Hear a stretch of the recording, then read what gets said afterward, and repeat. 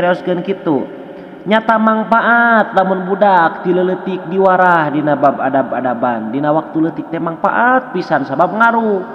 sabab dileutik dibiasakeun hal anu alus geus geureuna ge bakal kabiasaan hal anu alus